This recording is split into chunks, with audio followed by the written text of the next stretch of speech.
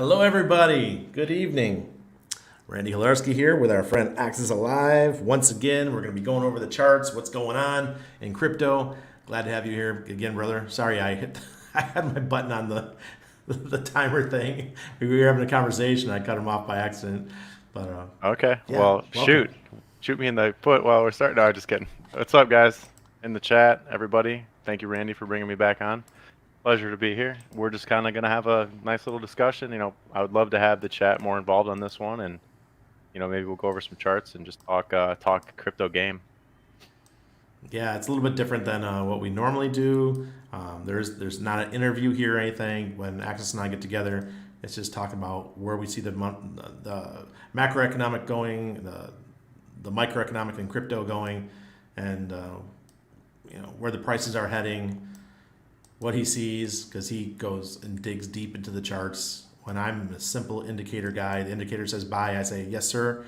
The indicator says sell, I say yes sir. Well, he doesn't do that. He goes a lot deeper than I do.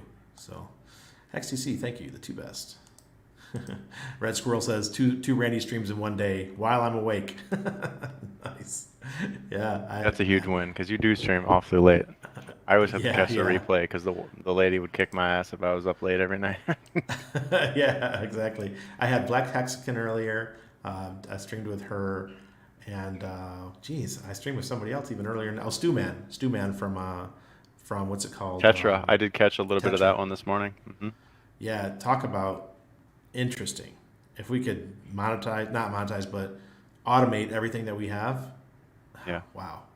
And it's not just automation of your strategies with PLS or PLSX.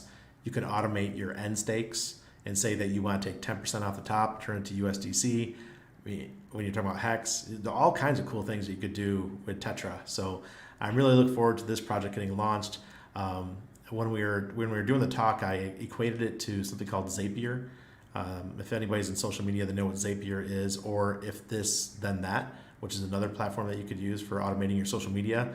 So when he was talking, I was like, "This sounds like Zapier," and he goes, "Yeah, exactly. You got it." So yeah, anything you could come up with, you can automate it and share it with your friends, and they could automate theirs too. So Yeah. that was a great talk this morning. But yeah, Imagine creating an automated script and then tokenizing it, and then, or maybe that's that's already exactly built what's in. happening. Yeah, That's going to happen. He's doing that, and you yeah, can actually make it so that you can take a profit every time someone does it, or someone people can pay you to use your script. It's so cool. It's built right into the system. yeah. And we in the Hex community, we have like some of the smartest people. Like Red Squirrel's a great example of a guy who's literally just builds out these huge infographic diagrams of all these different strategies that you could pull off amongst all the derivatives and perpetuals on Hex.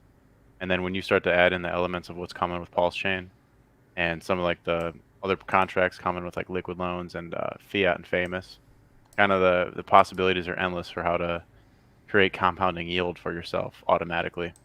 And then to figure out that you could tokenize it and sell it to somebody else or catch a portion of their gains as well, it's pretty insane. I don't think people have any clue what's going to hit us.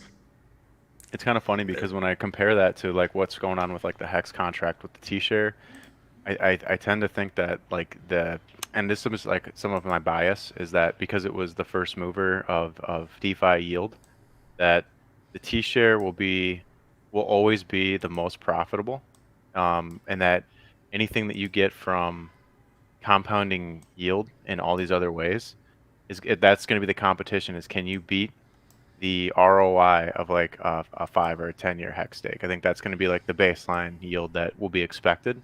And so then the battle will become then like how can you outcompete the T-share rate?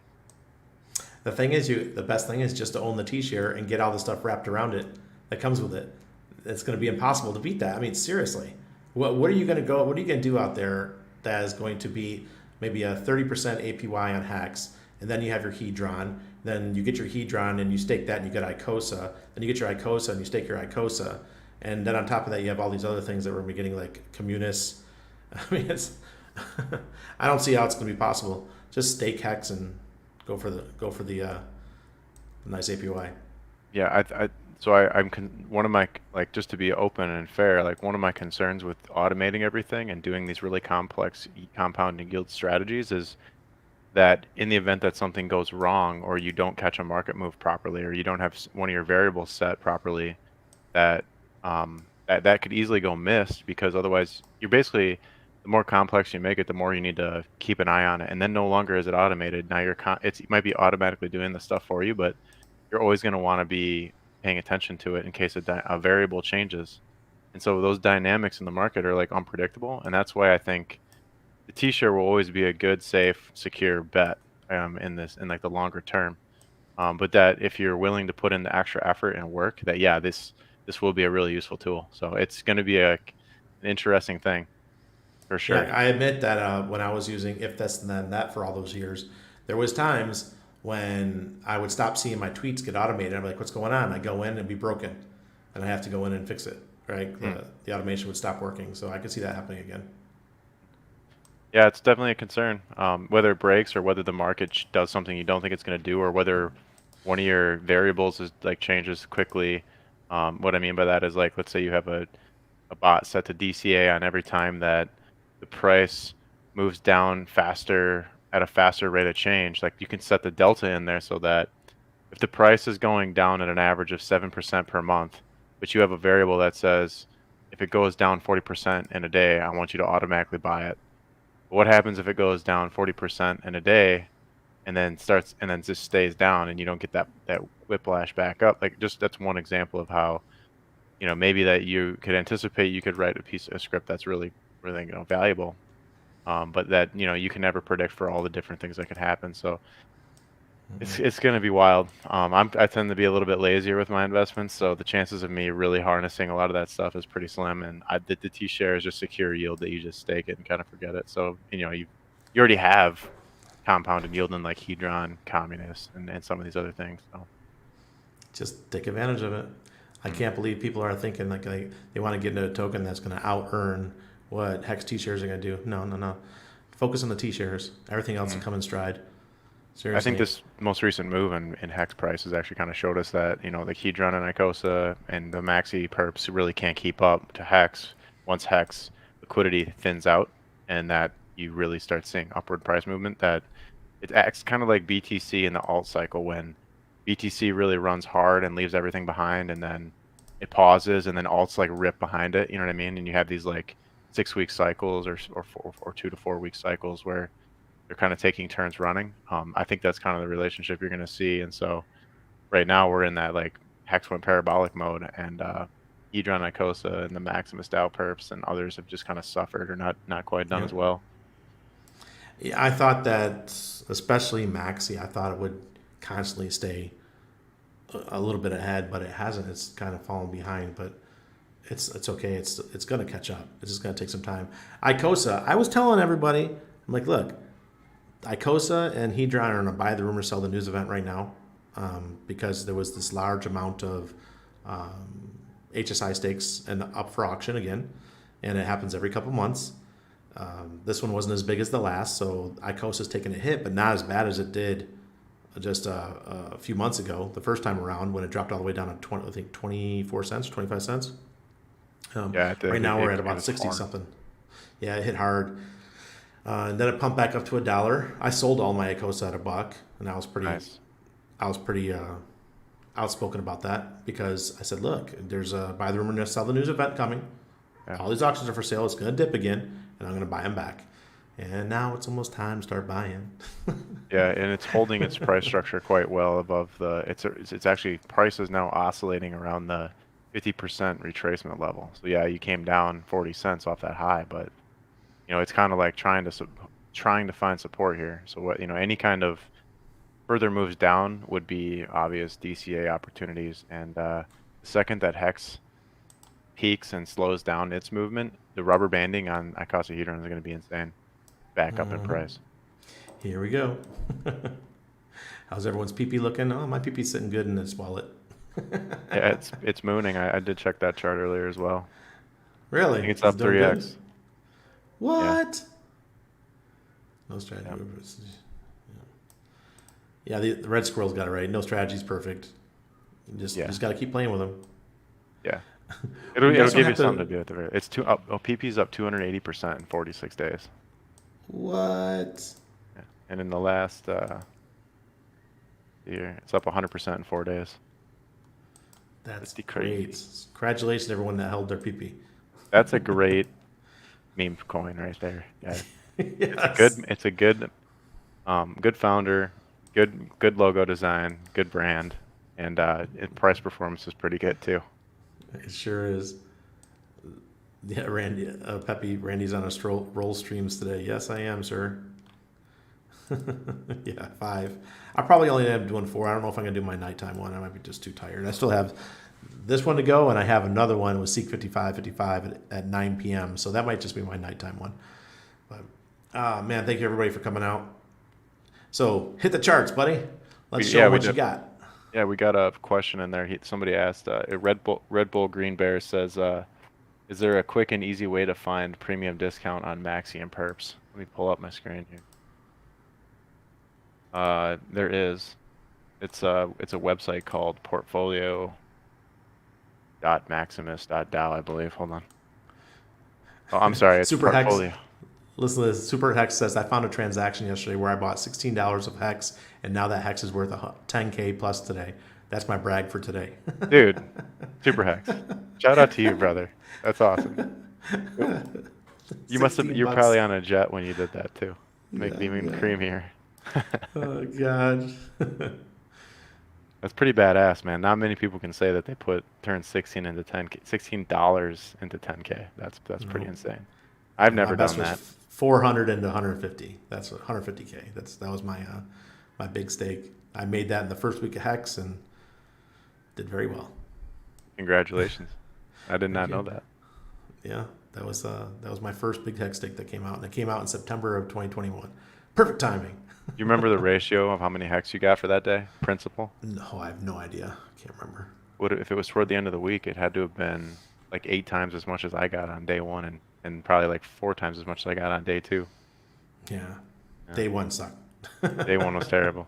I didn't really pay attention. I just said, this is an opportunity of a lifetime, right? Question Yeah, mark. I don't know. I exactly. don't And know. it still worked out fine. We're all good. Um, Okay. Sorry, I kind of digressed there. Super Hex got me all excited. hit the legs. Peppy says, hit those charts. Someone said he had $260 turned into 211K on SHIB. Wow, that's a little bit better than what I got. That's pretty badass. Damn, DJ Pollywood. I did not take you for a ship guy, but congrats, man. That's crazy. Yeah. I do have my It screen sounds like. share up, by the way. Oh, you do? Okay. Sorry. Boom. Um, to answer that question, yeah, if you go to this website, it's portfolio.maximus.cash, you can actually just click on whatever perp token, and then inside of here, it'll actually tell you the valuation. So, like right here on Maxi, it says that there's a 15.3% discount relative to principal plus the yield, so to the NAV valuation. And then if you want to, this isn't as easy, you kind of have to create the chart up, but if you do something like this, like I took all the Dow charts, and then the yellow line represents 1-to-1 parity with HEX. So if it goes below the yellow line, that's the discount. If it goes above the yellow line, that's the premium. So in the case of Maxi, it's actually at a 14% premium. Yeah, it was as But it high still as a says, but on the other thing, you said it had a discount. right, because Is this that is just parity with HEX, but like that's with that's doesn't include accounting the for Hedron? the Hedron and for the interest made on the stake. Okay. Well, redemption value, I should say. Proper way to term Yeah, it. because people can't forget that Maxi has a 7x Hedron multiplier. Does it? That's Okay. huge. Yeah. Yeah. So then, yeah, there's a lot to think about there. Obviously, that's why I do use these if I'm thinking like in market terms, what I could buy in Hex today versus what I could buy in the Dow stuff. I'll just look at these premiums and discounts, like Deci's 20% off of what a Hex costs on market, and then Lucky's like at a 14% off discount relative to Hex, whereas like Trio and Base are at premiums, slight premiums. And then that's just good for like if you're gonna go make a purchase today, deciding if you wanted to go in on Hex or if you wanted to go in on one of these. But yeah, then if you want to know the actual redemption value for these things, if you're buying these to hold for the long term, then you'd go to this Maximus or portfolio.maximus.cash and check the discount or premium to NAV, which would be the yield plus the principal amount when you go to redeem it at the end of the stake. So That's there's that. badass. Here's PP chart. Look at that, 100%. Bam. I don't hold any PP. I have a PP though. Yeah, I have the I have all my airdrops, and I did sack, so I got a sack full of PP. There you go. There we go. So I don't know. We could just kind of run through charts, I guess. Maybe we start with like, well, I got the hex chart up, so might as well show you guys. We're in a really strong uptrend, you guys. Like it's bullish as all get out. I would say that this is the first resistance I've seen that's been formidable. Was the 7-cent resistance. If you pull it out to like a 3-day chart, we actually came up. We hit our target here of the 382 fib retrace level, and that actually coincided with the longer term downtrend that we couldn't break here, or here in the past. So, we're coming up to test that. Now, if you can hold these levels, and for like I would say like a week or two, that A you're week. probably going to Yeah. come back and retest and go up and meet your 10 set target. So we can take that a little bit deeper into the liquidity pools now, and we can kind of see where the market makers are trying to take the price. So on the so there's 3 major pools that I want you to look at when you're looking at this stuff. The 0.3% fee pool is where all of the HEX has been traded at from the like last 6 months of bear market. Like there was nothing in the 1% pool. And right now, currently you're sitting above all of the bid support. So if this red line moves to the right, it's going up in price. And if it goes to the left, it's going to go down in price. Now, all of this resting USDC sitting back here is going to act as an area for people to accumulate HEX between 5.4 cents and 3.8 cents. That's where you get this huge spike in liquidity. These 3 bars So here is like a combined like so the 380K. so in my understanding, that would be kind of like limit orders that are waiting to be purchased, that are buying below. They're not limit orders, but are limit orders in this range. But what Okay. I'm saying is that if you're a whale and you want to buy $1 million worth, and you wanted to buy it today, each one of these bars is only 200,000 hex, which isn't a lot of cash. Like 200,000 hex times 0.06 is 12 grand. So if 12 times 1, 2, 3, 4, 5, 6, 7, 8, Wow. 9, 10, 11, 12, 13, 14, 15, 16, 17, 18. Let's just say that there's 12,000 times 18. Your $1 million would slip right through this. This is only 200 grand of liquidity, right? If you hit market by $1 million, and so all that you'd go out here and way beyond, because there's just nothing to buy out here in this range for hex. Now, if you let the price slip back down into this range down here between 3.8 cents and 5.4 cents, there's literal 50,000 a clip, right? 50,000, 50,000, 50,000, 50,000, 50,000. You got like 400 grand right here in this little block here. Okay. But then you got this big spike here at 5 cents. That's 100 grand just sitting there. And so you can kind of look at this and say, well, this guy that put in this bar right here, he wants to buy that bar. He wants to buy it at 5 cents probably. That would be, you could make the assumption that he or someone else is ready for the price to slip back into here and take advantage of an opportunity to buy up 100 grand plus whatever else he wants to slip the price back up, right? These are 50 grand bars. And then, so the way this has worked out is this little red line is the price. It's this order, all these orders have been, or all these liquidity bars, market makers have been putting more and more out this way. And now the amount of FOMO and fear of missing out on price has pushed the price way beyond where people are providing liquidity for. So what this does is it's made people reshift this liquidity up and out. And another way to look at that is if I pull up the HEX chart and I put up the liquidity on the chart itself, it'll give you like a really good visual of what that means. Got to delete something out here. Do that indicator. Okay. So let me delete these white lines so you can see it clearly. You see here how the liquidity now represents price on the chart. Yes. So the most of the liquidity here is sitting here with this white line, which is at 5.4 cents. So the price can move easier in this range because there's less liquidity. But when you get to here, all of a sudden a whale can come in and snap all of it up and just push price back into the low liquidity zone. And the regular market will just start to move price higher if the bids are there. This is all effectively acting as bid support because you have a line of people here with limit orders and whales ready to market buy the price back up in the fear of missing out of this move. So if you're understanding that, I guess I'm reading the chat here. If you're understanding what I'm saying, price can easily come back into this thicker band, and then the chances of it coming out is probably pretty high under the sentiment changes in the market, which is now bullish, right, for HEX. Yeah, not just a little bit bullish either. Everything, all my indicators are saying super bullish. Yep. And actually, it's so bullish that we had this happen today where, what's up, fell asleep? Is where, like, look at this. This was just a little bit ago. Look at all this green. This was on the 1% pair. Look at all these our $8,000 orders, 16,000, 13,000, 11,000, 20,000, 15,000, 10, 14,000, 55,000. So the amount of like action on the chart is insane, and this is just a 1% pair. We're about to go and dive into that because that's going to tell us where price is going to go in a moment. But I wanted to point out that Lunar Crush made a post today on Twitter that said, and they have 286,000 followers. So they basically said, well, look at it. HEX's social engagement's at a 3-month high. That's pretty good, man. That means that HEX is probably the most traded and most looked at ERC right now. And, obviously that's going to be bullish for price. So let's go back to our liquidity. So again, here you can see the 0.3% pair. Here's price. You have maybe 200 grand in here ahead of us before this thing just slips out into no man's land and people start FOMO buying in and the price can just wick up super high. And this is like, once you get out here, this is like 12, 13, 14 cents. So theoretically, there's enough buy action behind price and there's nothing in front of price to buy.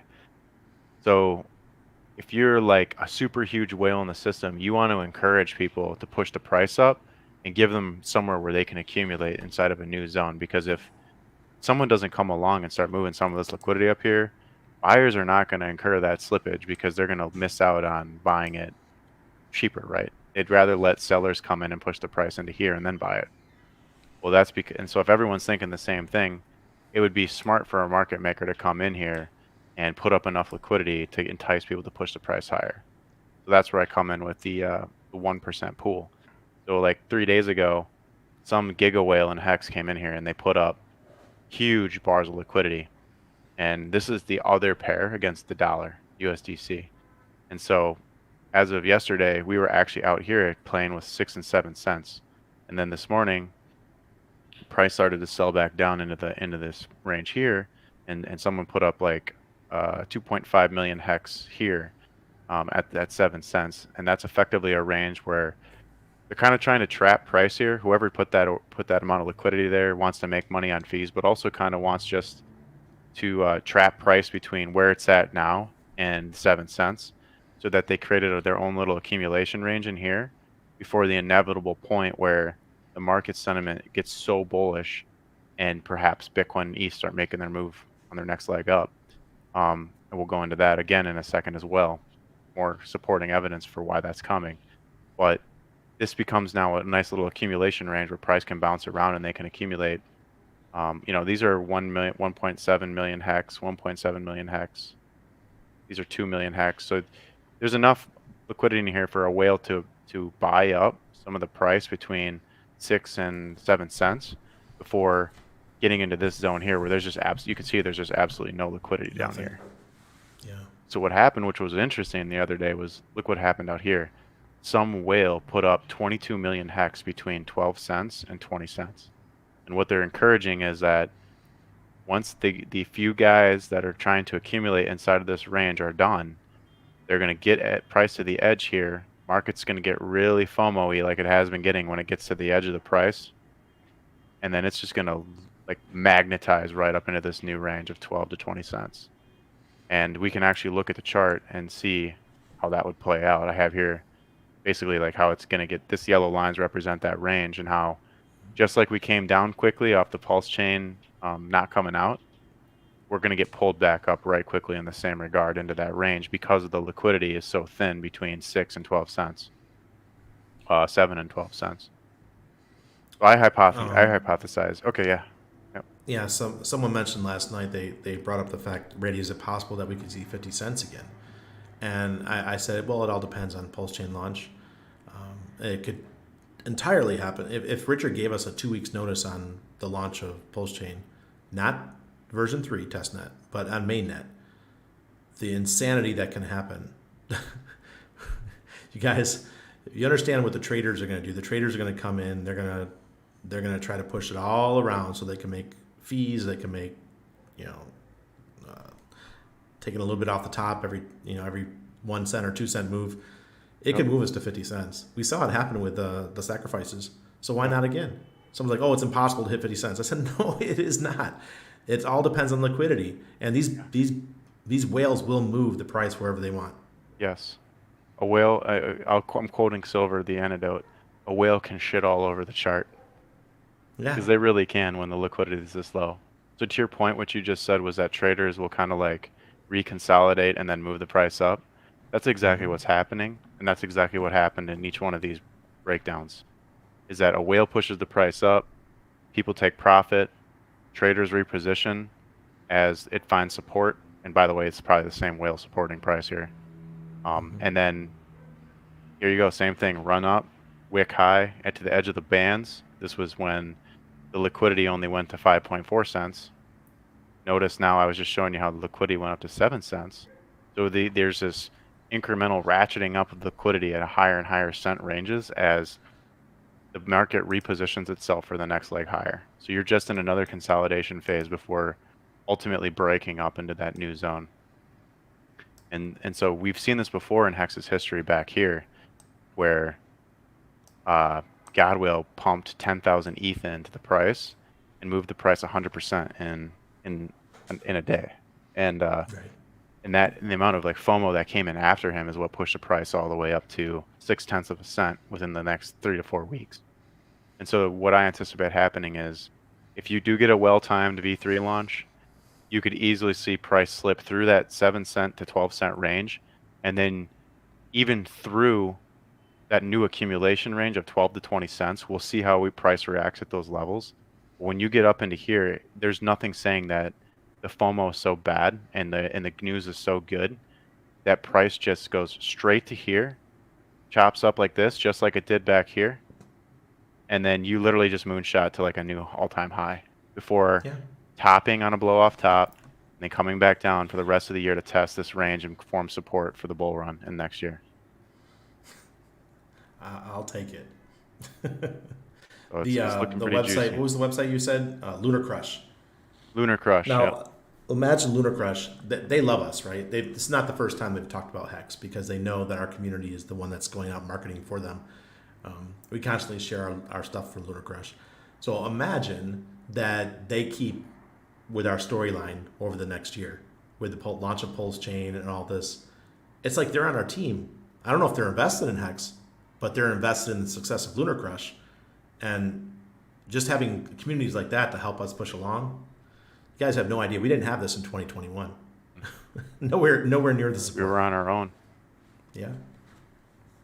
I agree with you, and I think it's not just, it's Lunar Crush is one of them, and the dominoes have started to fall. I mean, even Ivan on Tech is much more vocal now. BitBoy's more vocal now, and you can bet your pretty ass that these guys are going to be talking a lot about Pulse Chain when that comes. And I don't know how you feel about this, Randy, but I ultimately think that all of the value in Pulse Chain came from hexagons. Not all of it. You know what I'm saying? Like the movement, the strength, the a lot like over half of like $250 million in hex was sacrificed. Like the value, the commitment, the community is invested in hex, and so you're going to see huge run-ups and multiples on Pulse Chain and PulseX, and those things with a great user interface can totally innovate and increase user adoption. But ultimately, I do see the economic energy getting stored back into Hex. Because we know how to use it. That's what it was made for. And Pulsechain was built to be an ecosystem for Hex. We understand that. And as we educate more people, they're going to understand it. It just makes sense that that's what's going to happen. I got a question for you from all Yeah. your expertise in crypto. How do you feel about eThex? Like, what's your future outlook for eThex?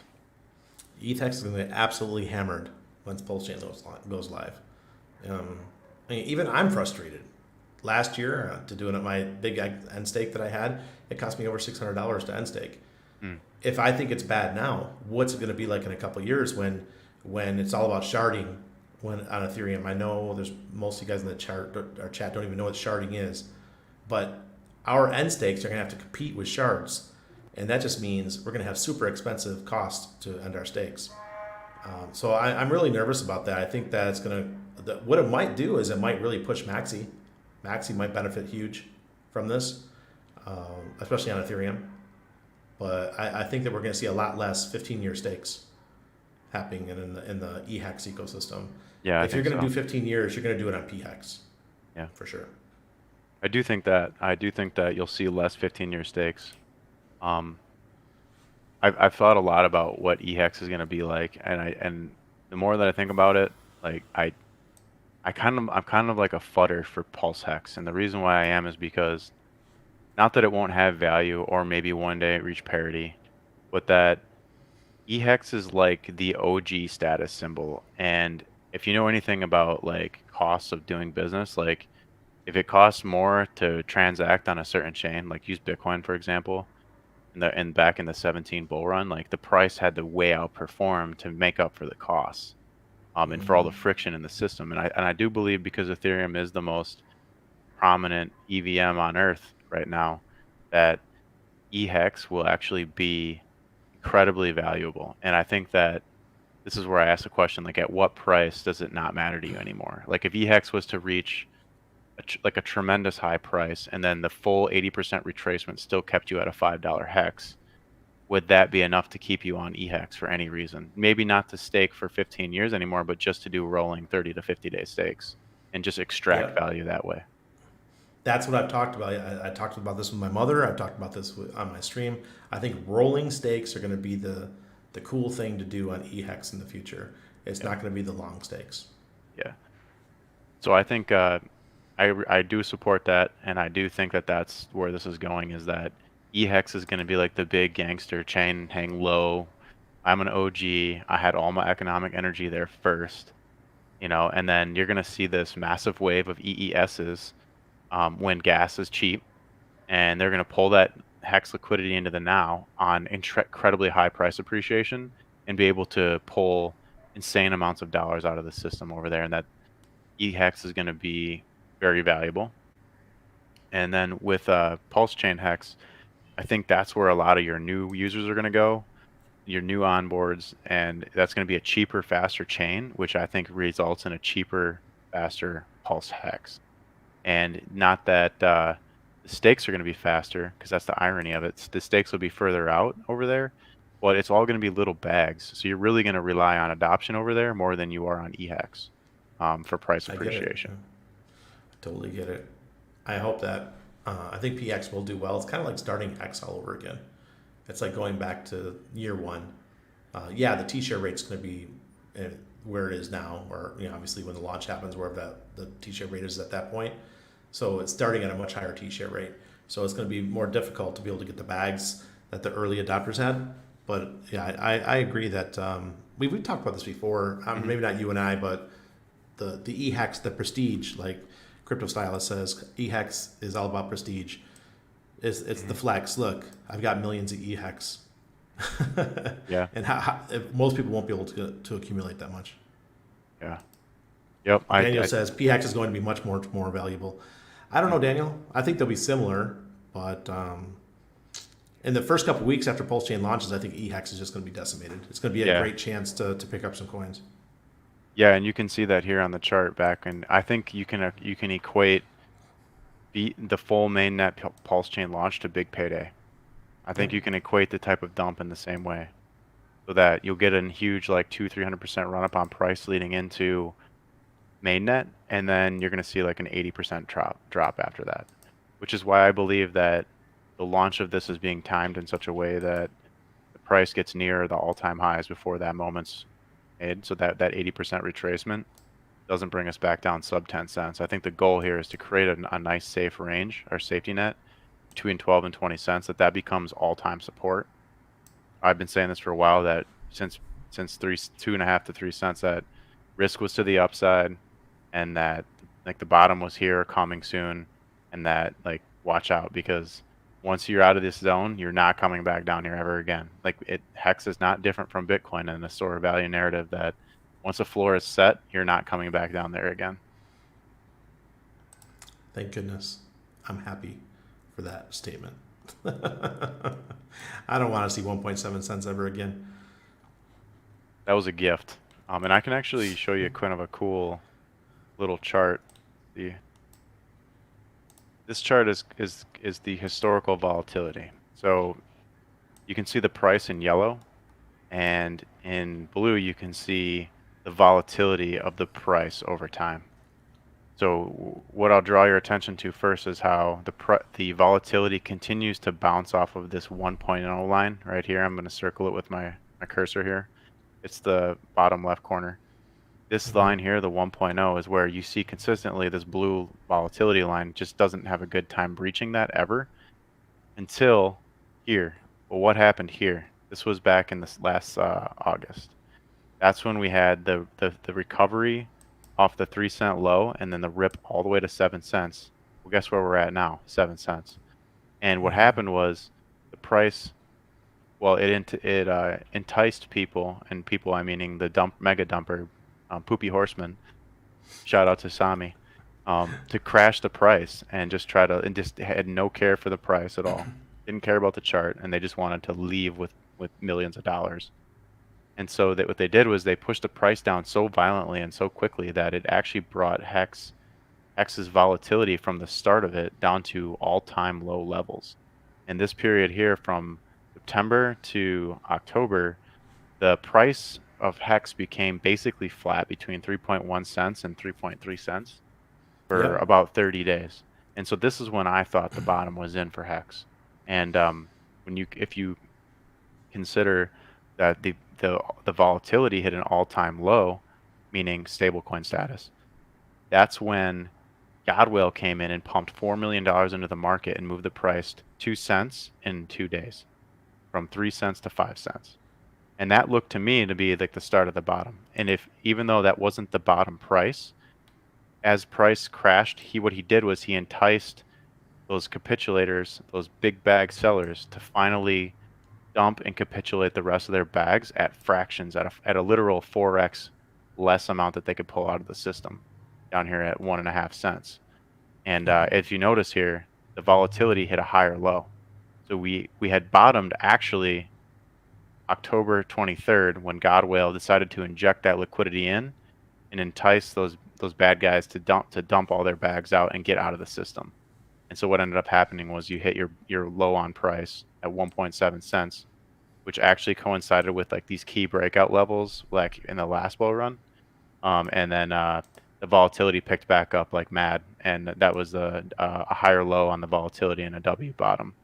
So now the bottom's in, and now you're in the super low liquidity environment, where you have two competing forces. You basically have the liquidity bars here for a small accumulation zone before being magnetized up into that new liquidity range. Tell you what, whoever the market maker is very smart. And I tell people all the time, I don't think market maker is Richard. I think that there's somebody else doing it because obviously he has a life to live. Market makers usually don't have lives. I knew a couple, and it's a full-time job to be a market maker. So I want to thank them. I applaud them for their service. You're doing a great job. Yeah, appreciate if you're listening. We really do appreciate you, and we can see the silver lining here. Yeah, yeah. I never saw that. That was the first time I ever heard the idea that he like trapped them into the putting that liquidity there and said, "Hey, come and Yeah. get it, motherfuckers." Yeah, another way to look at it, yeah, isn't that cool? Another way to look at it is if you look at it on these uniswap.info, you can actually see the volume, what happened there. So you can see here. Let me draw it so it's a little bit clearer. This, bam. All right. You're good at those charts, man. I can tell you do this a lot. Yeah. I Well, stumble around the charts. I'm paid to do this, so it's my full-time job. So I guess I should be good at it. Um, Yeah, sure. so you can see that what happens here is each time that the volume tapers off to a low, that's when you get this liquidity injection, is what I call it. It's when there's a spike of volume, new interest in the market. That's when you get these. You can see that they always come down and then they come back up with a huge surge of volume, which is an injection of liquidity into the market. And what that does is it prevents the market from stagnating and getting boring. And so, like as we were saying before, there was another opportunity. You actually made like a higher low on volume here most recently when the huge moves have started to happen. So yeah, he did entice. When I say he, the God will, he's who injected that $4 million in. He did entice them to exit, take the money and get out. And they probably thought they could keep it suppressed for longer, but that's what happens. The It's, bears are in a um, euphoric state. They're like, oh, we pushed this thing down from 50 cents. There's a good chance that that was a coordinated effort by a few people. And that's what the chain was kind of saying. So once they were out and done, the market makers and the big movers decided to move price higher faster than they could recover their bags. I have to admit, I was blaming it on um, Trevon James and his FUD for a while there. Oh You no. know, because I mean, I love Trump. I have nothing for love but love for the guy. But he started fudding his own bags. I'm like, what are you doing, bro? Come on. I mean, we've all been at this hex thing for 3 years, and now you're going to start fudding the bag? Come on, give me a break. And, It's kind of weird how he flipped to Zen yeah, it was and everything. bizarre. Yeah. I, it's clear to me now looking back, like who was emotional and who got lucky and who was in it for the right reasons. And I'm not saying that, people that flipped during the bear market won't stick around. They probably will. And they'll probably be good participants and they'll probably help pump the price back up to $1 and beyond. But like I definitely saw people's true colors in that whole time, and I just tried to stay consistent, as did you. As a matter of fact, you started streaming even more the lower the price went. And Yeah, that's kind of a really smart strategy because you're helping people realize the opportunity that's there, and that risk really is to the upside. I commend you for that. yeah. I saw when the SEC FUD came out. My name was on the SEC list, and I saw everyone hiding, going in the bushes. The Homer Simpson meme where he's hiding in the bushes. I saw everyone do that, and I said, no, no, no, no, no, I'm not doing that. I don't live in the U.S. What's up, motherfuckers? I'm I got here. more active like you did when that stuff was going down. I got more active. Yeah.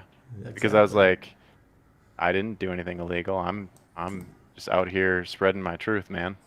Like Hex you is got a not a problem. security. I'm sorry. There's nothing about Hex to me that is a security. No, Oh absolutely wait, not. Timothy says. So most macro are expecting a market dive in March. What say you in AA? I go by what Waters Above says. He said the solar eclipse comes, I think, is in May, and that's, I don't know about March, but I know May is he thinks everything's going to go super bullish Yep. after May, and I agree with him. And also we have the elections. 1 year before the elections is November, so we know that the Feds won't be raising rates for a whole year during that time.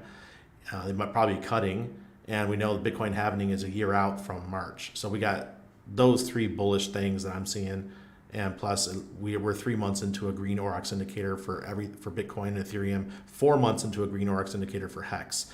So I'm all green for now. Yeah, let me I show you don't this think. chart and see if it reinforces your point. I think you're right. I think that we're bullish, and here's why.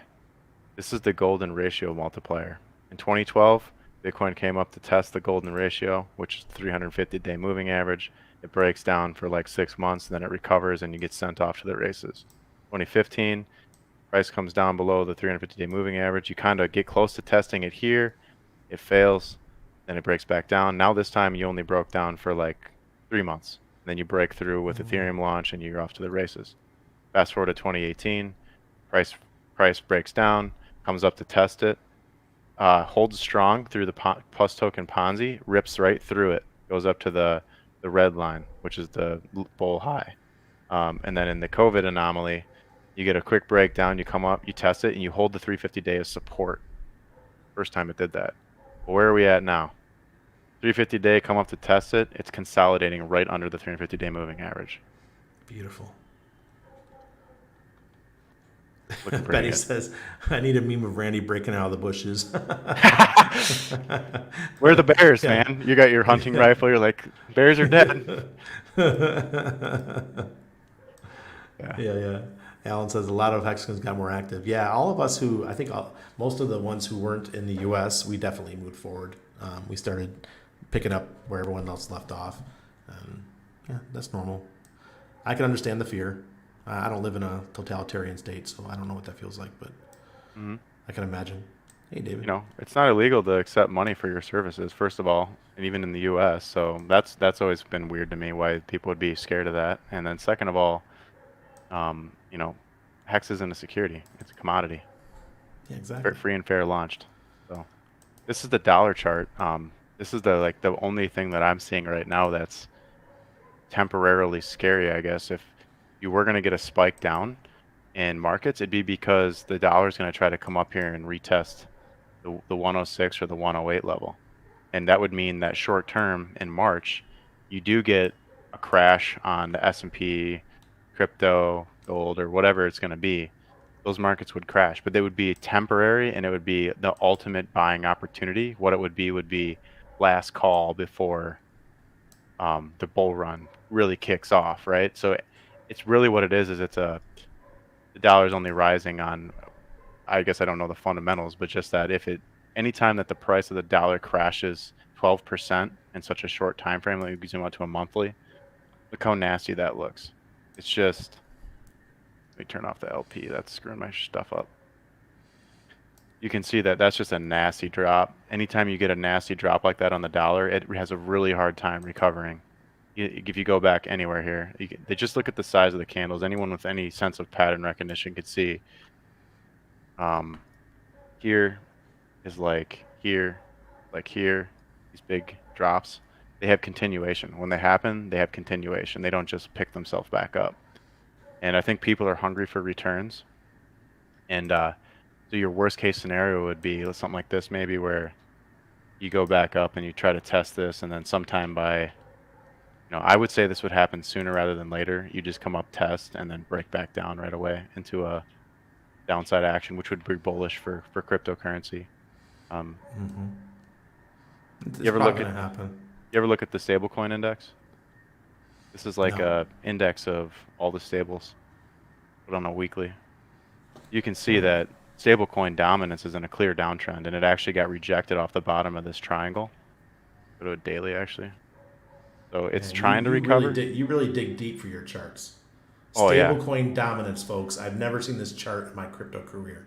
So what it is it's appreciate that. It's this USD coin, USD tether, and DAI, and their Right. combined market caps and how much they're dominating the overall market. And so like during this period here was like the peak of the bear market, and this was a failed breakout here in June of 2022. And then crypto tried to rally but then failed. You got a lower high, and then you had a failed breakouts here, here, here. You had 4 taps failure.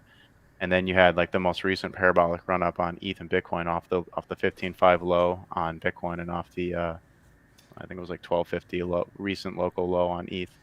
And then yes, then you broke down out of this triangle and then you come up to retest, and this just happened in the last few weeks. This is a daily chart, so this is probably last week that this happened. You failed to even get to the bottom of the triangle to make a test, and so there's so much pressure on stablecoins, like that's all sidelined um, dry powder waiting to enter the Yep. markets again. And the longer you're sitting there with dry powder right now, watching Bitcoin go up without you, or watching Ethereum go up without you, or the more you're watching HEX go up without you, the more you're just getting infuriated because you're like, you don't know if it's going to come back. Because once these floors are set, they're set, right? You get antsy. You're like, oh man, I got to get back in the market. And what I thought was funny was we had the stablecoin FUD last week, and I thought that was going to take the markets down, but it did the opposite because people got scared of the stablecoins. Now they're going back into the assets, What and does that I think that's remind you really of? interesting. I don't know. It Hit reminds me. me of the end of a bear market, because it's Yeah. like once you start seeing bad news, positive price, That is Right. a clear hallmark of the bear market's over. Clear. And I just don't see people capitulate. Like, what are you gonna do?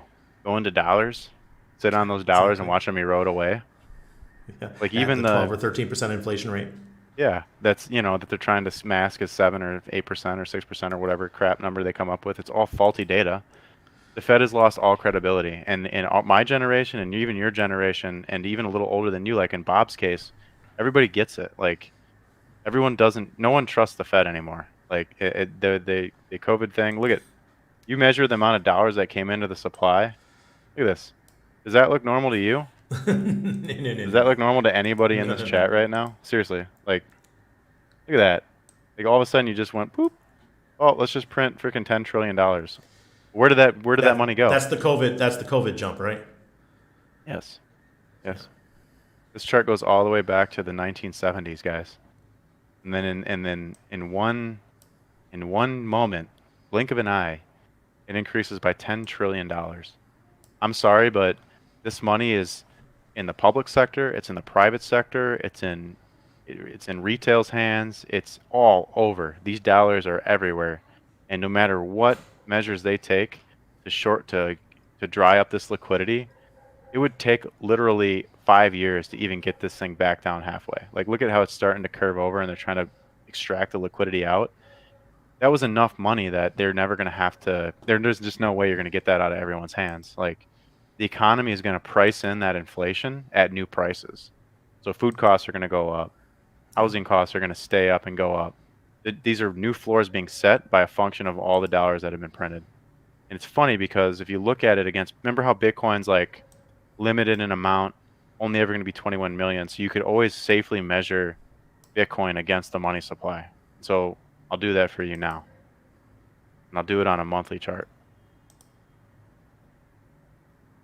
Look at what Bitcoin looks like when you measure it against the money supply. You never even made, this is the 64K top right here. And this is the 69K top right here. But yet you never made an all-time high in inflation terms. Inflation adjusted, you never made a new all-time high. It's the same play being done over and over and over on people. But in a technical sense, this is called an inverse head and shoulders pattern. And what this is it's a bullish pattern where you're going to come back up and test. And this time, that inflation is going to be priced in, and Bitcoin's going to go make new highs against the money supply unless they print another 10 trillion. And at that rate, people really are going to start abandoning U.S. dollars, right? Yeah. So it's a game that they lost. It's a game that the Fed lost when they let this happen with Bitcoin. When they let this happen and this happen, crypto won. Like Bitcoin won the game of I think Richard was quoted as calling it fiction. What did he say? Cryptocurrency. Let's see. Let me see if I can find this. I Oh, retweeted when he it. was talking about the Fed and the Fed printing of the money. fiction. Yeah, fake money. I thought it was such a smart comment. I don't know where I put Alan it, but says the triple Bob pattern. yeah, Too bad Bob's pretty. not here tonight. I He's on did send him a vacation in link. Florida, so Yeah, he was supposed to be here. He'll be here again sometime. Um, yeah, we'll do it. We'll do a stream with him soon, and because he does have a lot of alpha. Bob does. Bob was in commodities for like 40 years, and he's a smart guy. He knows what's going on in the markets. He sees this two worlds where we're moving away from one world order and globalization and back to nationalization of national economies. And that's probably a good thing because it was getting a little bit too centralized. yes. So, yeah, I don't know if you wanted to speak to that at all. Yeah, it's happening around the world. And there's we were going to this whole globalization thing was not beneficial to us as people. Yeah, we got cheaper prices and those kind of things because products were made in China, and they were supplying the world with all of our cheap garbage, right? And then you had Russia, Ukraine, United States, and a couple other countries providing all the food, and that's just not working out. We're figuring out, and I think we're going back more to local. Like here in Panama, our inflation rate's only 2%. We're like ranked number 5 in the world with the lowest inflation, and we happen to be on the U.S. dollar standard, which is kind of bizarre to me. But I'm not seeing the inflation you guys are seeing. Like I could still go get a dozen eggs for $1.50. I don't have to pay $10 for a dozen eggs. So Globalization's failing. I think we're going back to smaller countries just taking back their sovereignty again. And you saw it, even bigger countries. I saw what India did the other day. India called out the U.S. ambassador or something at some conference. It's like, you guys don't tell us how to run our country. Mm. Or, if somebody would have said that to the U.S. 20 years ago, I'd be like, oh damn, right? Yeah. They're in trouble. But India's like flexing. They're like, look, you can't stop us now. You guys are small potatoes. Yep. That would Yeah, be. Oh, go ahead. yeah. I mean, 20 years ago, that would never have. It would have been all over the news. Oh, look what India did. They just called out the U.S. and maybe some bombs would be dropped. Not anymore. Yeah, they just don't have as much control, and I don't know if that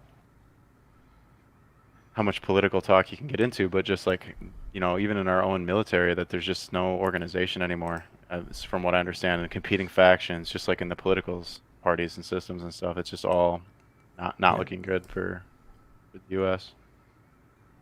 Oh, and then we got the BRICS: Brazil, Russia, India, China, South Africa, coming up with their own currency, go back with gold to be able to trade for oil and things like that. And that's happening. And then you got countries all over the world signing up for this new BRICS-backed token. Egypt just signed up last week. If you guys want to find some interesting news, read about that, the new BRICS token. And the countries, Costa Rica, Panama, Argentina, and everyone's signing up to be part of this new system with it's going to be a CBDC backed by Mhm. gold. So Backed by, yeah, I was gonna say backed by commodities and yeah, okay, yeah, gold. check it out because it's coming, and a That lot of countries are like, you know what, we don't want the U.S. dollar fiat anymore. Yeah, I mean, any country, any leader of any country is going to look at the M1 chart or the M2 chart and watch how we acted during the pandemic, and they're going to just have lost all. Maybe that you could speculate that there was some coordinated effort amongst leading nations to conspire against the U.S. to make that a reality, and I think that's part of that was waking up the American public to the reality of how bad and corrupt our government really is. It's bad. And I was I was in the belly of the beast, you want to say, my 7 years in the Navy, and I'm so glad that I got out. And then, thank God for the Navy because it taught me living overseas is not a difficult thing if you just try, right? And now I've been in Panama for 12 years, and I get to see it from the outside. And then one of my American friends come down. Like this month, I picked up three Hexagons at the airport. One Mhm. from Netherlands, which was Markable, and then we had Tim coming from the U.S. And just having the conversations with the Americans is, I'm like, wow, people's eyes are starting to open. Conversations I never would have had with an American 10, 15 years ago because they would have been so defensive. Now they're like, oh man, things aren't as good as we thought they were. You guys got zombies walking your streets with the Seriously, fentanyl crisis. you seriously. know? Even the ones that aren't on fentanyl are zombies. Like literally. It's hard to exist here sometimes. And yeah, it's a reality. Like a lot of us that have done well in cryptocurrency, like our goals and ambitions are to exit, in some way. And yeah, no, I'm gonna probably key on you one day and have to come visit myself because I've never left the States, but I know the reality of this situation, and I'm just ready to get out there and experience the world, and this next bull run is really going to free a lot of us up Yeah. to make big changes. So I'm excited for that. I look forward to it. Everyone's coming down here and setting up bank accounts. It's Yeah, dude, awesome. you know how hard it is to on ramp into cryptocurrency sometimes? Like, either your bank doesn't connect to an exchange or you get deep fraud alerts and you have to call and get the fraud alert all fixed up just so you can get the money through. And you know that time is of the essence in cryptocurrency. So if you're using something like ramp.network, for example, it's like the fastest way you can get money into crypto, but there's all these like limiters and blockers. It almost feels like a deliberate attempt to stop. What it is it's banks watching their own back so they don't get chargebacks and stuff. But what it feels like is just like friction and limitations on me spending my money. And I don't like that because, crypto moves quickly and, that's kind of what leads to these huge parabolic moves on like on Bitcoin and back in 2017, remember how the exchanges got backed up? It was bad. It was always a signal that the crash was coming, right? Yeah. I remember in this whole period here, this is a monthly chart. I mean, this was months and months of people's exchanges, not or their accounts not getting approved on exchanges, and they So you might have wanted to get in here on Bitcoin at 528. But you had to wait 3 months to get approved for the exchange, and then by the next month, you're lucky to buy it at 600 on a retrace. And then this is why you had these huge parabolic runs, is because it was organic retail demand that was driving that, fueling that cycle. And that's what's so amazing about HEX and it being traded on chain 95% of the volume, is that it's again repeating that it's going to be capable of doing the most amazing things in this next cycle. Because it's real liquidity having to be transferred into HEX. I can't wait. And now, when I was talking about that 50 cents last night, it's just because someone clipped it and they put it on TikTok and stuff. But when I talked about it, was just because someone made the comment, "Oh, Hex will never see 50 cents again." And I was like, "What are you talking about? It's not. It doesn't take much at all to get to 50 cents." I thought it was such a bizarre statement to make. I was like, "Have you been in crypto any time?" I can back that up with data. That's like a 9x. Yeah, I It's mean, not even it's a 9x. the multiple is one way to look at it, but you can even take it further. And so if you look at this TVL right here, the amount of TVL that's in the pairs is roughly like 12 million bucks, right? That's the same as we had back here when the price was at like 24 cents a year ago. So we're at 6 cents, but there's the same amount of value locked, meaning the price can move up at the same amount of speed and violence as it did back here. But now you're trading at 6 cents instead of 24 cents, right? So the move to get there is there's just so much clean skies ahead of us. We've already done it before as well. For example, if you see my pointer Here's a here, good question. Michael says, "What's the next all-time high prediction for Axis?" There you go. Hit it. sure, sure. Okay, well you asked for it. Let's see. So the way I like to do this, and I've done it on Maddie's HEX conference. Here would be like a basic layout for you, but I'll go through and do another projection in a minute. Even if you just repeated the fractal again, assuming that we have a nice blow up move to that 20 cent to 12 cent region and flip that as support, that would put you at about 1280. Just if you followed the fractal, and that's, remember again, we have the same liquidity right now as we did back here when the price was at 20 cents. So you have more fresh air to get up there, because what happens is this period here at 3 million to 6 million liquidity, we went from 4 cents to 22 cents. What happens is new US dollars comes into the pool, liquidity providers pull out the HEX out of circulation. USD comes into the pool, liquidity providers pull out the HEX USDC the HEX out of the circulation. So what ends up happening is they keep it artificially rare, while new dollars is coming in. So even though the liquidity changed from 3 to 6 million, the price went from 4 cents to 22 cents, which is like a 5x roughly, with the same amount of liquidity. So if you're setting up for another move like that, there's no telling how high the price can go while market makers just extract all the HEX off market and shelve it. So again, 1280 is a very good possibility, and if it plays out like this cycle exactly, you'd be sitting there by next summer. Now I'm going to go back through, and instead of giving you like a time frame, we'll do a weekly analysis on what it could do based on Fibonacci retracements. And I did do that, like, again, you want to go see this again, just to double check my math and everything, go back and watch the stream with Maddie from the HEX conference on day 3.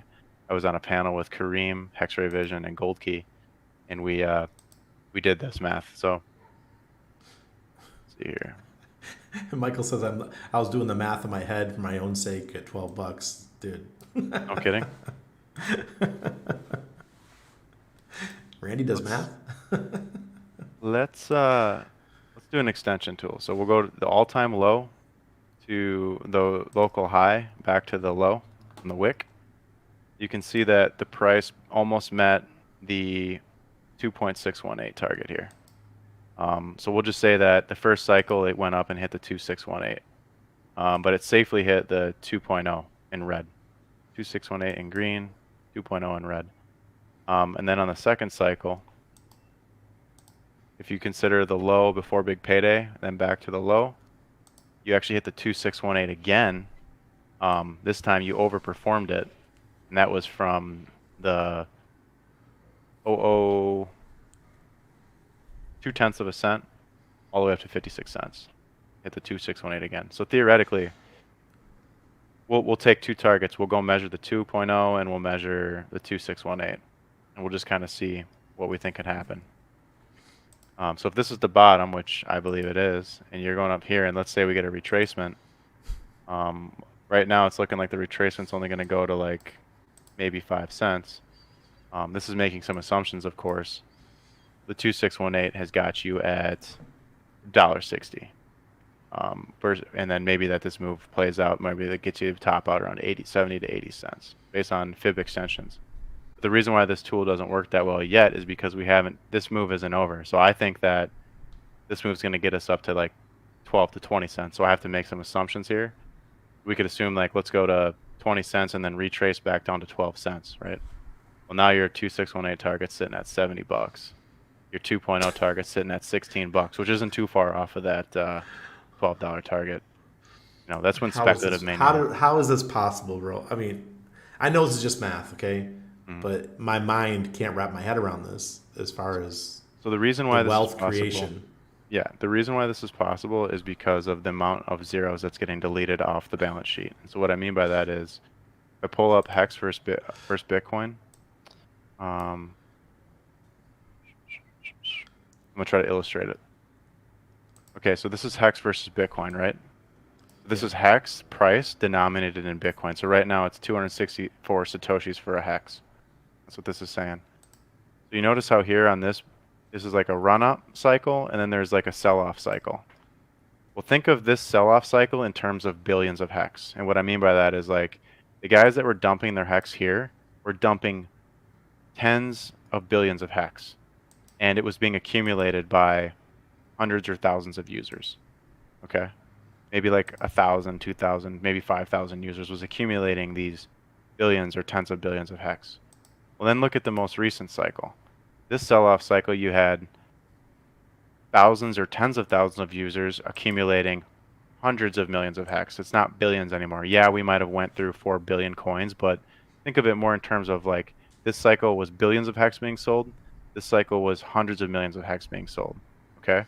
And here you have, let's say, 5,000 people accumulating it, and here you have 50,000 people accumulating it. So it's a redistribution effect where no one man has enough economic power to push the price down with this much force ever again. That's what's happening. That's why Bitcoin didn't retrace the full 85% this time, or that's why it didn't go 95% last cycle. It's because every time there's a new cycle, there's less zeros in more hands. Make sense? Yes. So next time it'll be tens of millions instead of hundreds of millions. Correct. Essentially, possibly. And the reason why I think that is because look at the pools. Look at the HEX USDC pool. There's only 11 million coins in this pool right now. So we're already dealing with critically low numbers of HEX. 11 million HEX is not a lot. This is just in one of the pools. What's 11 million times price times 0.06? 660 grand? What? 600,000, yeah. Yeah, like what? Like I know guys that have sharks and stuff that have hundreds of millions of HEX, but they're not willing to sell because they want to use it as a money printer forever, right? Yep. Well, they'll never have to sell. And that's the thing is we got rid of the people that didn't think like that. And so that's what these are, is they're cycles where you get rid of tens of billions and then, you know, a billion or hundreds of millions. And then the next cycle will be getting rid of just millions, you know, and distributing it amongst hundreds of thousands of people.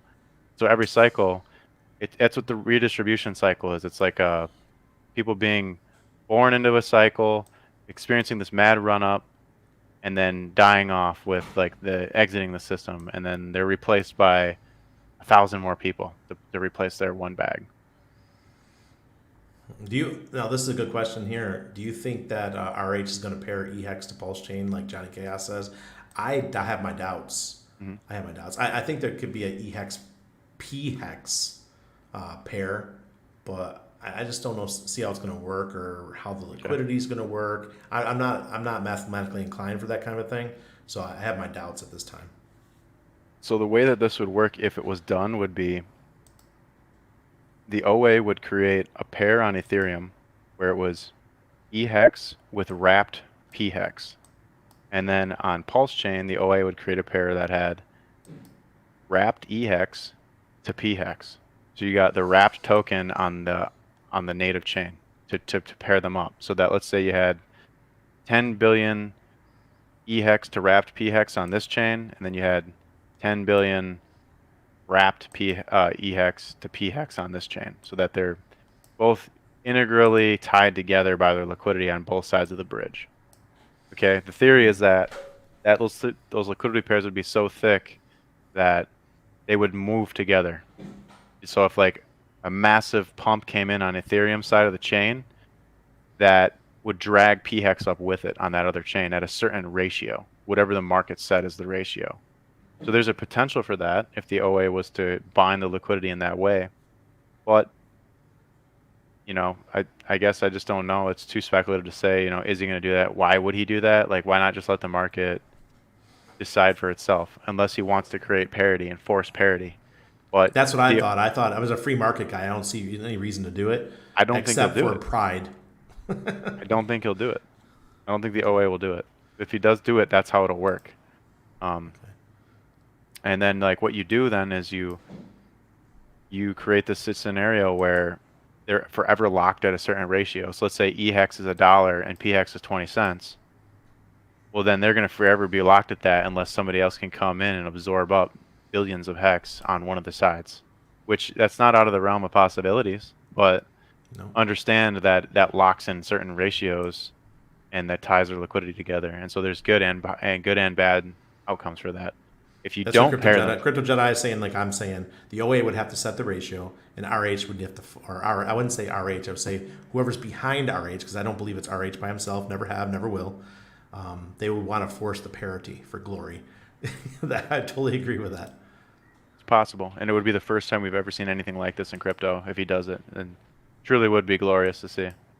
Yeah, you would need big bags to do it, and guess who has big bags? The OA. Oh, see. What else? What else you got to? What else you have to flex with us? Shoot. Well, I was just thinking about just randomly how Bitcoin dominance has been looking. See how Bitcoin dominance is Creeping like up. really flirting with that level? Usually and then, happens at the beginning of a bull run, right? Yep. Yep. And then Ethereum dominance is flirting with a level 2, but it doesn't look good. That looks like it wants to roll over, which tells me this is the last shakeout before Bitcoin goes bananas and leaves everything behind. We all know what that means. That's the start of the bull. I think this whole move here, let me go to a daily.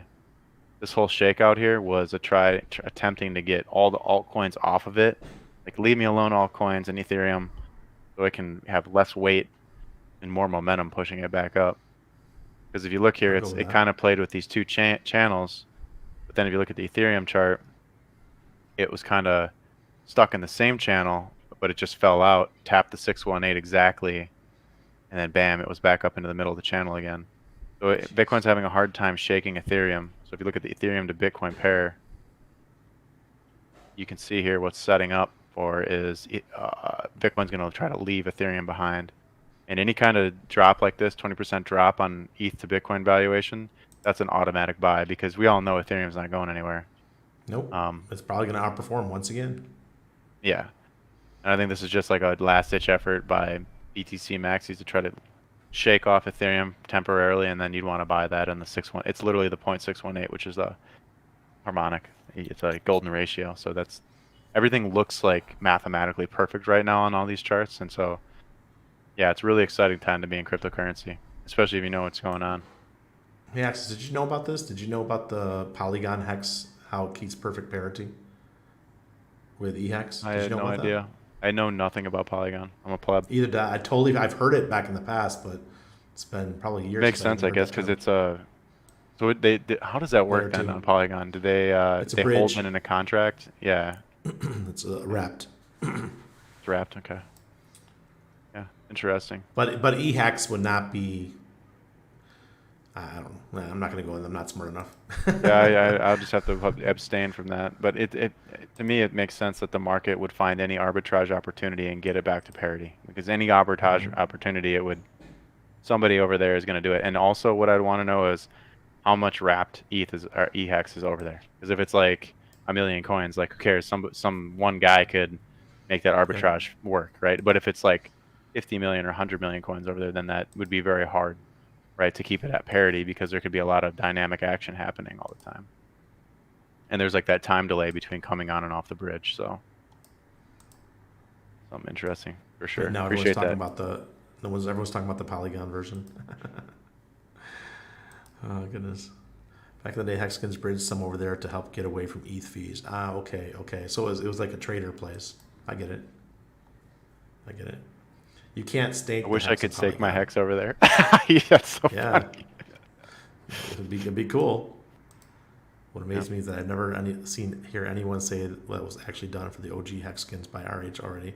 That is, pump the price to oblivion with a pulse hype, and then allow the OG Hexagon, yeah, well, to sack into pulse. Yeah, we talk about that all the time. What do you mean we don't talk about that?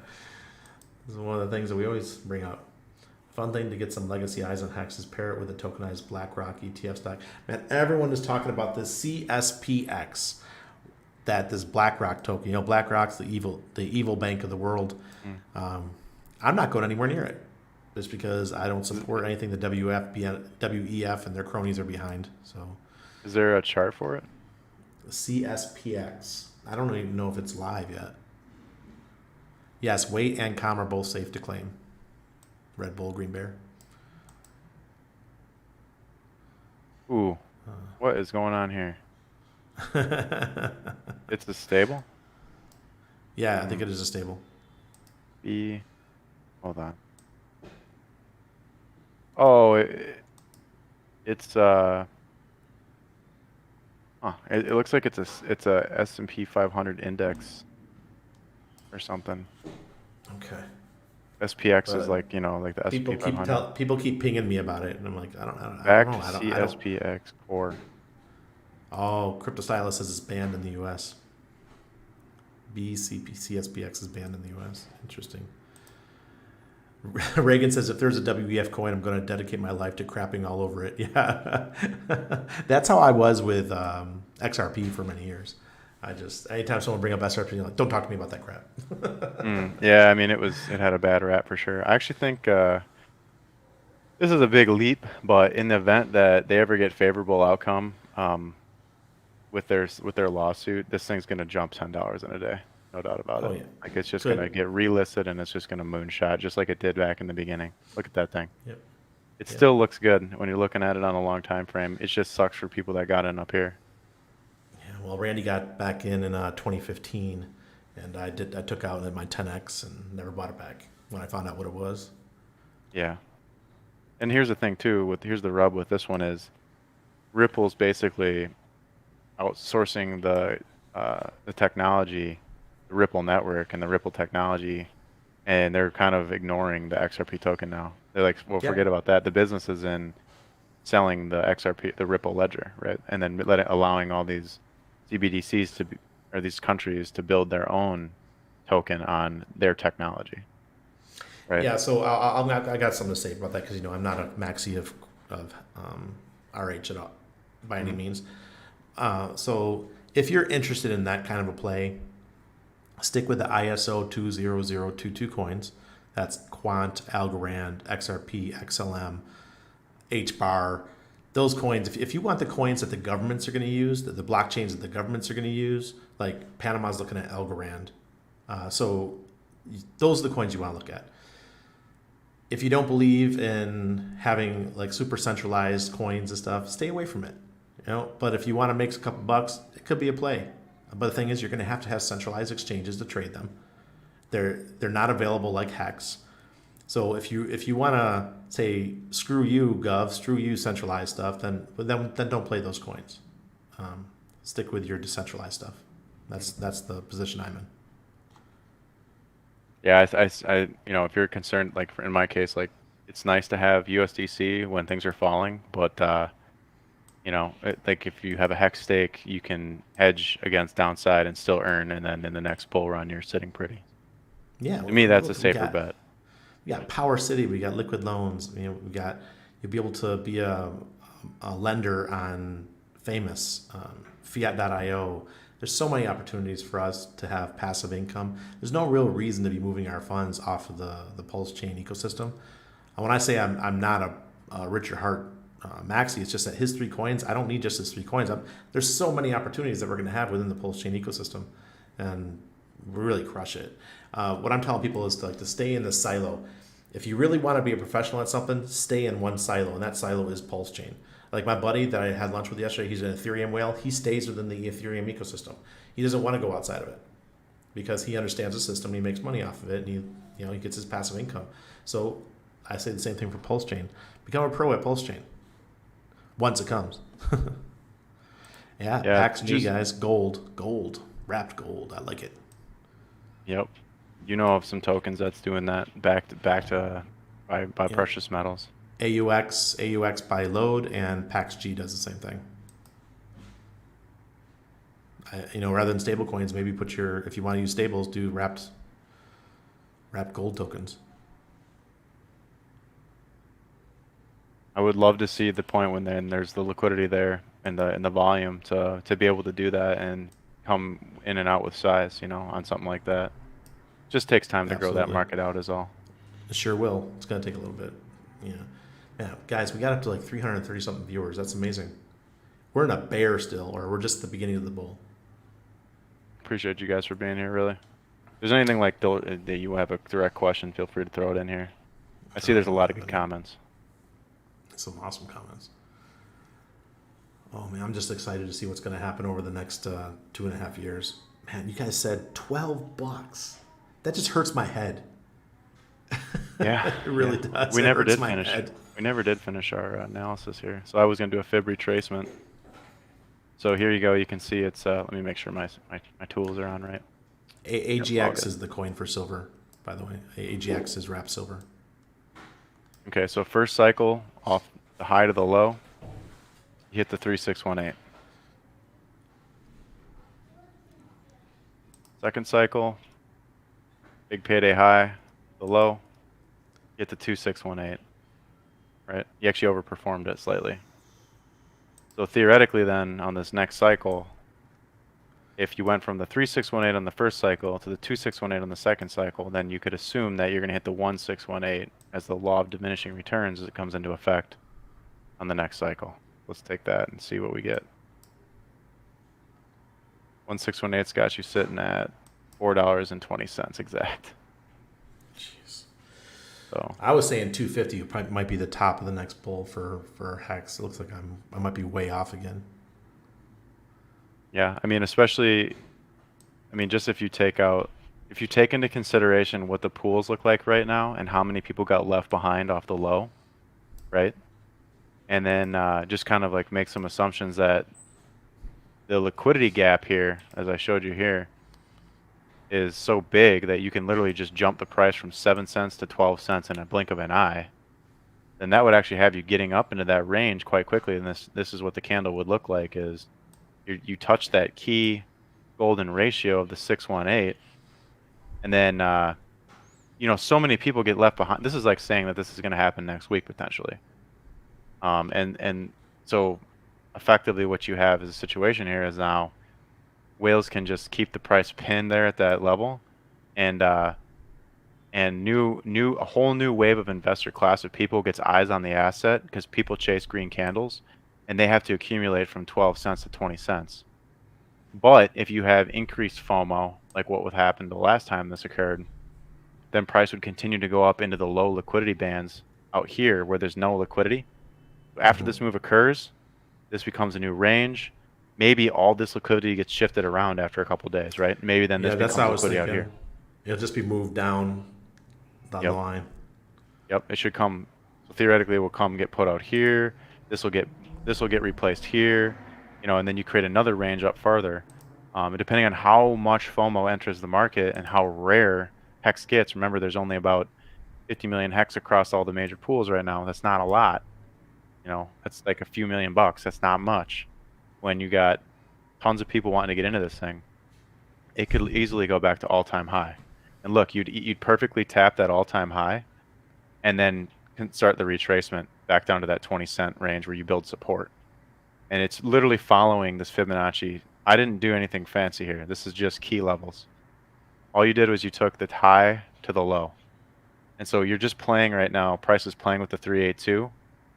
And what I'm saying is because of this gap here in the liquidity pool, that it'll just shoot right through that and go right to 12 to 15 cents. And then that becomes your new range. Now, whether you go straight up here and then, chop around in here and get rejected and come back down to 6, or you go straight up into here and you create a new range in here, build a triangle and then go up higher, that's left to be seen. But what I'm telling you is that this is the way that the market makers want the market to go right now. There's a big old magnet sitting in this range trying to pull price up toward it. And it's going to happen whether we like it or not. Network effect. All right. Well, we're getting close to 8 p.m. I have another stream, and I need to take my rest. Good time to close her down. Yeah, please. How does Axis think having 2 hexes affect traditional charting? Yeah, it's a good question. What do you think about having 2 hexes to chart? Well, just mathematically, let's just say you had 0 user adoption and everyone that's in is in and no one leaves. Well, you just take the network value and you divide it in half so that half of the economic energy is on one chain and the half is on the other chain, right? So if the target for the 1618 is $4.20 in the next bull, you just divide that in half and that comes up with Randy's target of 250 or so. 210 because Okay, 420 divided by 210. So $2.10. Yeah, And then, but that's assuming you had no new stakers, no restaking, no new adoption, no new, there's so much coming as far as adoption's concerned that it's going to go higher. Like I would bet that if you don't, I would make the bet that you're going to see $10 hex next cycle. I would make that bet. Yo, man. Now There's only 100,000 stakers. There's only 100,000 stakers, and every time you double the amount of stakers, you 10x the market value, right? So if you 10x it from here, it's 60 cents on the next. But we all know what happens when, you went from 20,000 to 40,000 stakers, and 40,000 to 80,000. You had a 10,000x. So hex on low liquidity can overperform Metcalfe's law even. So I'm gonna think about. All right, tell everybody where we can find you. Here, let's go back to here. Oh yeah, you can find me on my. Oh, hold on. See you guys. No, find me on my Twitter. I just pulled a Cabana on you. Cabana. Oh yeah, I'm on Cabana's stream on Friday. I'll be on there showing you guys a little bit about my website, accessalive.com. If you are interested in deeper analysis on this stuff and learning the stuff that I don't speak about publicly or that I can't because I'll get in trouble, come on here to the website, sign up. It's free to sign up. If you want even more, to join like different Telegram groups, one-on-one consults, see the chart sets that I update once or twice a week with full market analysis, different data reports, private video sessions. This is where you go. Go to the services page, plans and services. I do blogs once a week on there and public video archive, so you can see anything that I've ever done publicly is inside of here for your viewing pleasure. Appreciate you, Randy. Twitter.com/accessalive, @accessalive. So that's where you'll find me. I just want to say to do this again.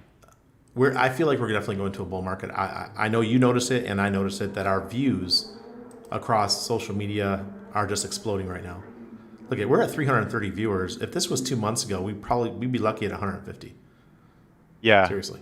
Yep. 120 to 150 was like pretty normal back when we were at 3.2 cents. Yeah. Someone said I need a sleeping pill after this. Yeah. Well, I just want to let everybody know that Randy's the shit. I appreciate him so much. I'm gonna go visit him in Panama sometime, and I wish you all the best in the cycle to come. And do not get left behind. If you do not have exposure to HEX, please do yourself the favor and pat yourself on the back when you're done. For sure. And we're out. Peace.